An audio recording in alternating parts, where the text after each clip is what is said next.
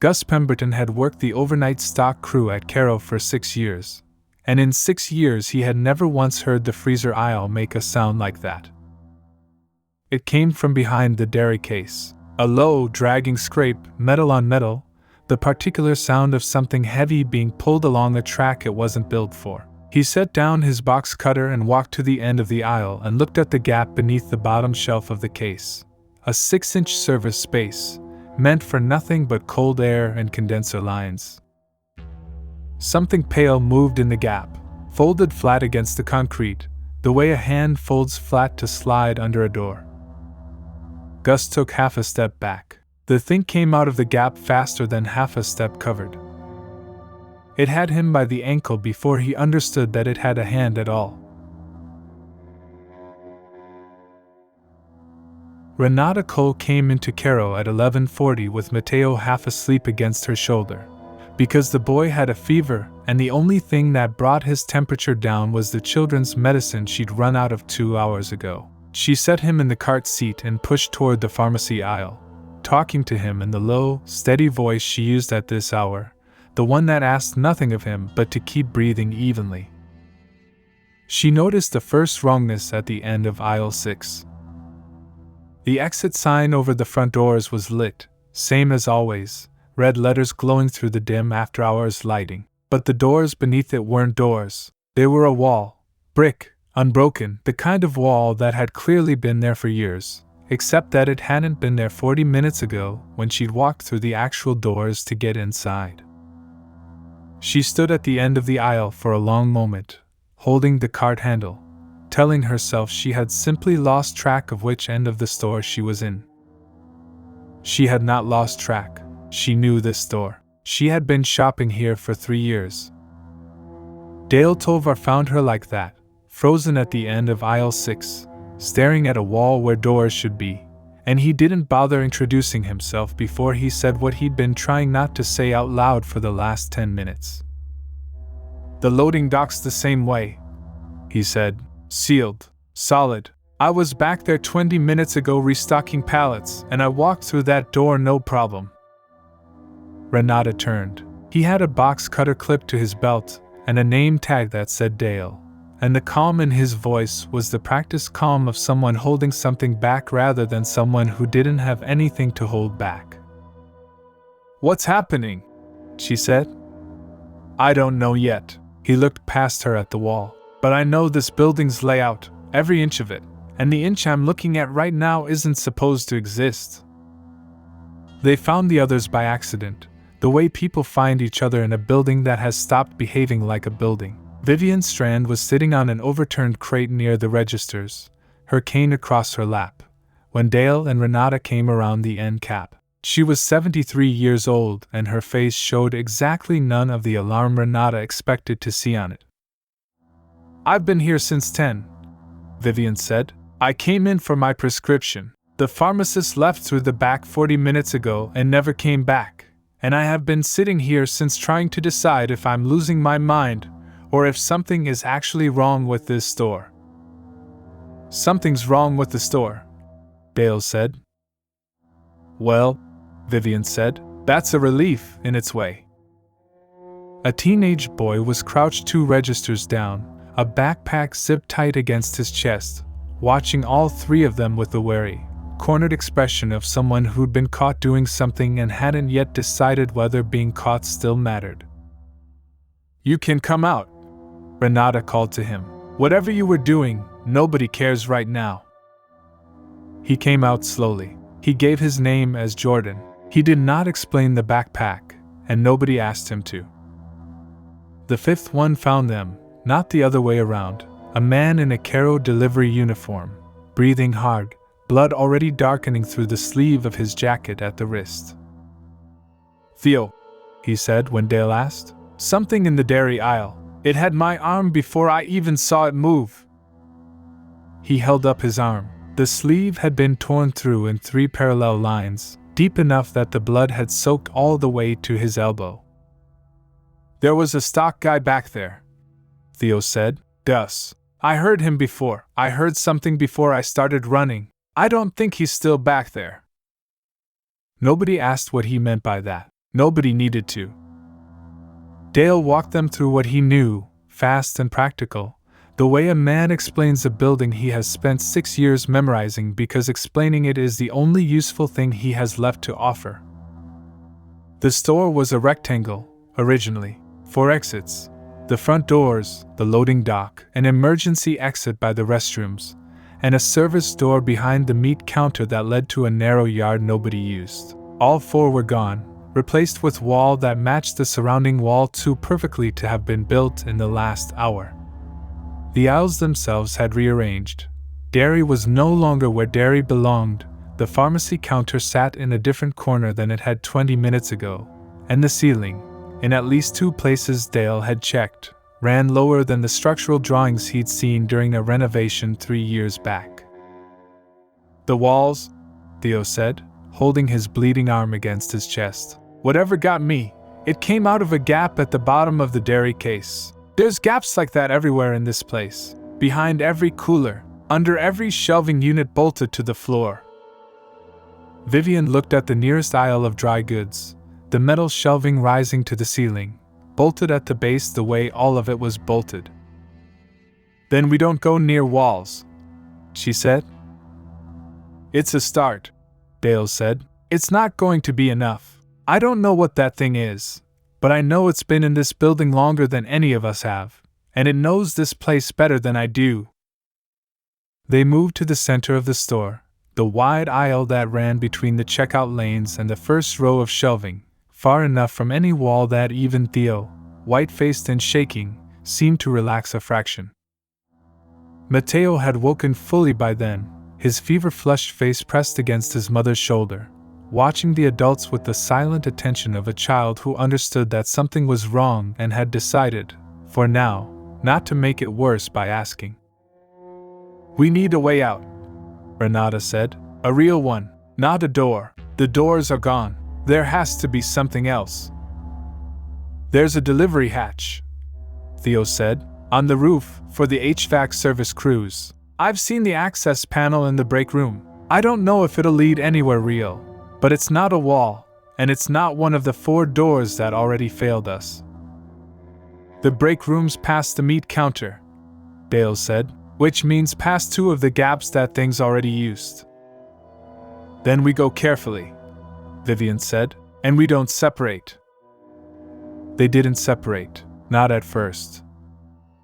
Jordan separated himself an hour later, when the strain of staying close to 4 strangers who already half blamed him for the backpack he wouldn't open finally outweighed the strain of staying close to the thing in the walls. He told himself he was looking for another way out. He told himself this while he was already 3 aisles away from the group, alone in the cereal section, the fluorescent lights humming their flat, indifferent hum above him. He heard the dragging scrape behind the shelving and told himself it was the building settling. It came out into the open aisle in front of him instead of from beneath the shelf, which was the part his mind couldn't process in the half-second he had to process anything. It unfolded out of a service gap at the top of the shelving unit, 12 feet up, where the structure met the drop ceiling, dropping into the aisle in a long, boneless motion that ended with its full length stretched on the floor in front of him. It was the color of old insulation foam, pale and faintly yellowed, its skin pulled tight over a frame that had too many joints for the length of it, the limbs folding at angles that made his eyes want to slide away rather than track them. Its head was narrow, set low and forward on a neck that bent in places necks didn't bend, and its eyes were small and deep-set, black, adapted to a darkness it clearly preferred to the fluorescent light it now stood in. Its mouth was not built like a mouth. It split open along a vertical seam, wider than his shoulders, and from somewhere inside that opening something extended, thin, articulated, reaching for him the way a hand reaches, except it was not a hand. Jordan ran. He got 4 steps before it crossed the distance between them in one motion that didn't look like running at all, more like the floor itself had decided to move him backward into its reach. The others heard him scream. By the time they reached the cereal aisle, the screaming had already stopped. What they found was not enough to bring back to the boy's family, whoever they were. Renata kept Mateo's face turned away. Theo was sick against the end cap. Vivian stood very still, her cane gripped in both hands, and said nothing at all for a long moment. "It came out fully," Dale said. His voice had gone flat with the effort of keeping it steady. "Not just a gap. It came all the way out into the open aisle." "Then the walls aren't the only rule," Vivian said. "No," Dale said. "I don't think they ever were. I think we just hadn't given it a reason to try anything else yet."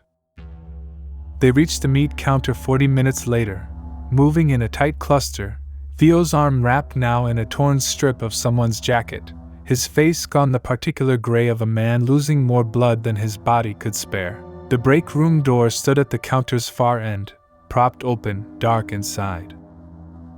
The lights went out before they reached it. Not all at once, section by section, down the length of the store behind them, the fluorescent panels dying in sequence with a sound like a hell breath being released, a soft electrical pop, then darkness, then the next one, the next, moving toward them faster than walking pace. "It's hurting us," Dale said. "Toward what?" Renata said. Something heavy crashed in the aisle behind them, a full shelving unit, canned goods spilling across the floor in a metal roar that swallowed whatever Dale said next. Theo flinched hard at the sound and lost his footing, and in the half-second it took him to catch himself against the meat counter's edge, something came out of the gap beneath the counter and took him by the leg. He didn't scream the way Jordan had. He made a sound that was worse, low, surprised, almost apologetic, and then he was gone, dragged backward under the counter into a space no grown man should have fit through, his torn sleeve left behind on the tile.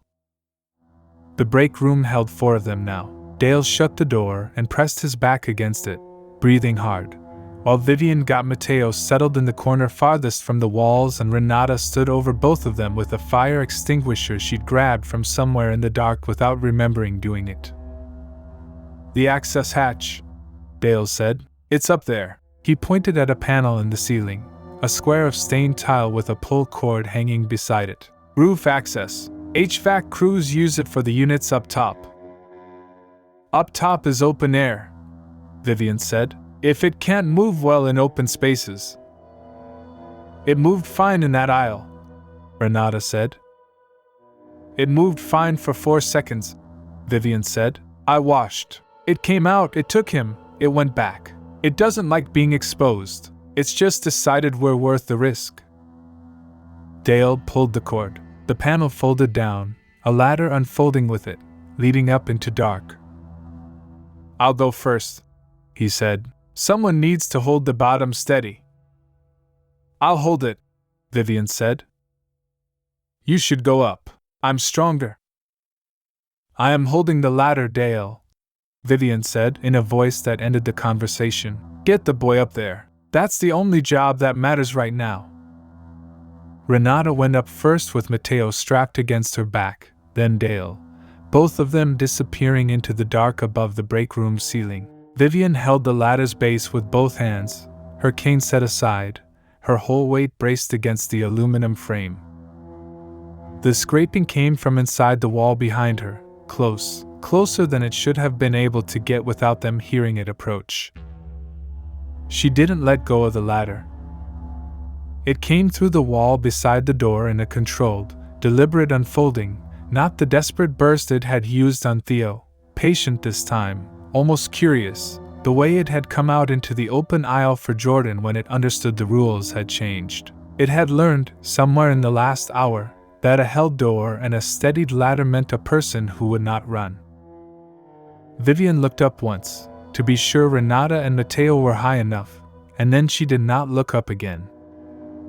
"Go," she said to whoever was still listening above her. "I'm not letting go of this." She did not let go of it. Dale pulled Renata and Mateo up through the gap above the ceiling tile and into a crawl space of ductwork and exposed beams, lit only by the thin gray light leaking down from somewhere ahead, an access shaft, he realized, running up through the building's structure to a roof hatch he had used exactly twice in 6 years, both times during routine HVAC inspections with 2 other men beside him and full daylight outside. He did not hear Vivian come up behind them. He looked back once, into the dark square of the open panel, and saw nothing moving in the break room below. No sound but the building's ordinary hum, the freezers cycling somewhere far off, indifferent to everything that had just happened beneath them. "We can't go back for her," Renata said, her voice barely holding. "I know," Dale said. They moved forward through the crawl space toward the gray light, Mateo silent and rigid against his mother's back, the ductwork groaning faintly around them with every shift of their weight. The roof hatch sat at the end, outlined in pale pre-dawn light, and Dale put both hands against it and pushed. It gave. Cold air came through the gap, real air, smelling of asphalt and the ordinary exhaust of a city that had no idea what had happened inside one of its grocery stores tonight. They came up onto the roof into a gray, breaking dawn, the city skyline visible in every direction, traffic already moving somewhere below on streets that had never stopped existing. Renata sat down hard against the roof's low parapet wall, Mateo still gripped tight against her chest, and did not try to stand again for a long while. Dale stood at the hatch they'd come through and looked down into the dark below it. "We should find a way off this roof," he said. "Fire escape. Anything." Renata didn't answer right away. When she did, her voice had gone very quiet. "What if it follows?" Dale didn't have an answer for that. He looked at the open hatch, at the dark crawl space beyond it, and listened for any sound that might tell him whether the thing below had decided the open roof was worth the risk after all, the way it had decided the open aisle was worth the risk, the way it had adapted to every wall they'd avoided and every door they'd held shut. He heard nothing. That told him nothing at all. He pulled the hatch closed anyway, latched it, and stood with his hand against the metal for a long moment, listening to the city wake up around them, waiting to find out if closing it had meant anything.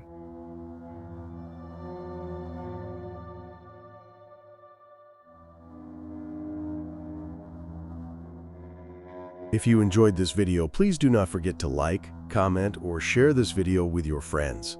Subscribe to our channel to hear more stories like this one.